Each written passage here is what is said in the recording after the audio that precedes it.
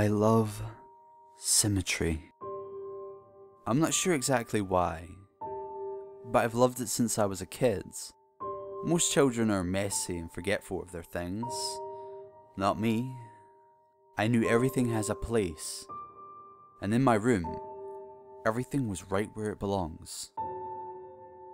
My parents didn't have it. My grandparents didn't have it either. Not a single person in my family had it.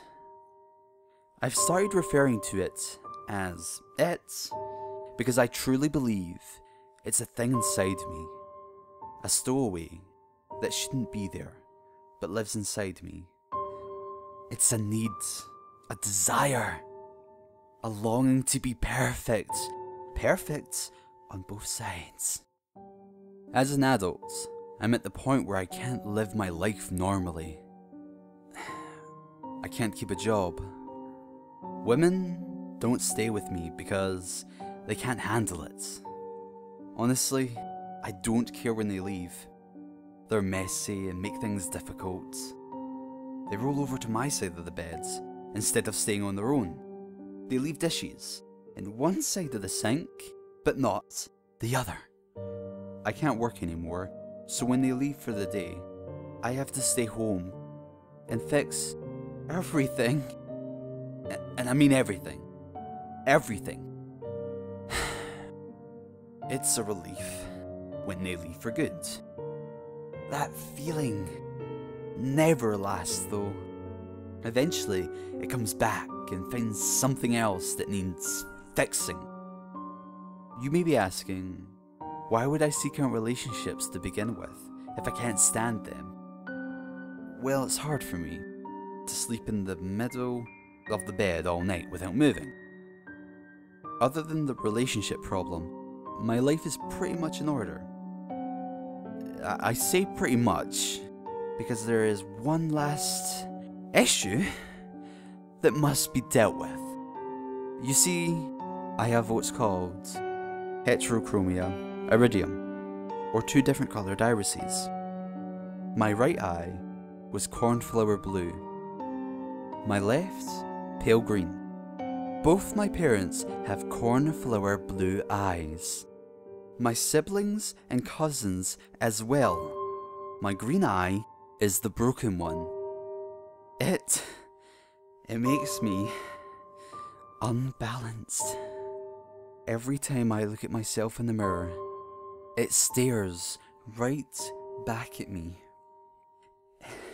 It's all I think about now. Everything is in its right place, except my green little mistake. It didn't hurt at first, when I dug the spin under my eye. It didn't even hurt when it popped out and was hanging by my cheek. Was it shock that was keeping the pain away, or was it? I snipped the optic nerve and blotted the warm fluids that were streaming down my face. My vision being cut in half was a strange sensation.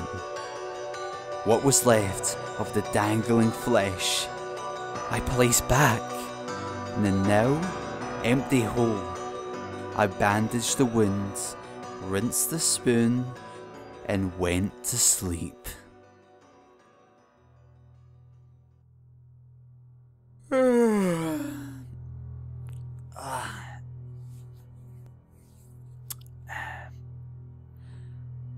I woke up happy. I slept better than I had in years. It was finally done. I was fixed. I got out of bed and stumbled to the bathroom. My body ached and my head was on fire. I flipped the switch in the bathroom and the light was blinding. I slowly removed the bandage that was soaked with blood and was sticking to my face like tape. When I looked up to the mirror, my stomach turned. Only then had I realized what I'd done to myself. I couldn't believe it. There was a hole in the left side of my face, but not the right side. I was unbalanced. Again. It was much harder digging out the second eye. My hands were shaky, and when I dug the spoon in, I missed several times, puncturing my pupil 3 times before I got the it in the right place.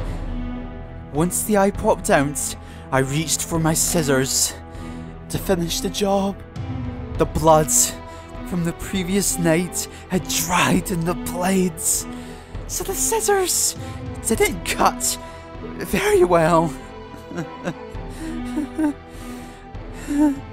You know when you were a kid in elementary school and the teacher made you cut construction paper for art projects? Did you ever try to cut too many pieces at once? But the scissors, they couldn't take it. They couldn't take it! And the blades would kind of fold over each other and the paper would get pinned between them. That's what happened with my eye. The optic nerve was pinned between the 2 blades. It was stuck. And as I tried desperately and frantically to make it unstuck, I slipped in the blood and started falling to the floor. Reflexes kicked in, and I let go of my eye to try and break my fall with my hands.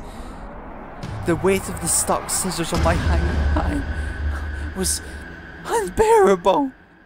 I knew I couldn't stand it long enough to make it to the kitchen to get a knife. So I pulled it straight out of my head. I felt the flesh from inside my skull. I felt it rip and spew liquids everywhere. I knew I was crying, but there was no telling the tears from the blood from the ocular fluid. When I heard the wet slap of bloody flesh against the tile floor, I knew I was done. I knew it was done. I could live my life now without having to see people's awful, messy, uneven lives. The relief washed over me, and I knew it would last this time. I had never felt this way before, never had this much hope. As I laid in my bathroom on that cold, wet, sticky tile, I smiled for the first time in years.